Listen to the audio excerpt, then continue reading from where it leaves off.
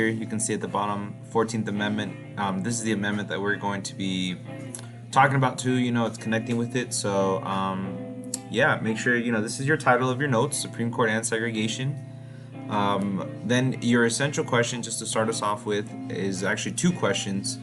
The first question is, how have the rights and responsibilities of people evolved over time?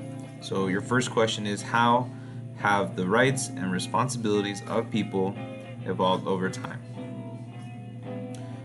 Your second essential question is, how has the 14th Amendment been used by the Supreme Court? Let's see, do I have a little marker down here? Oh, I do. It's very cool. I didn't realize this.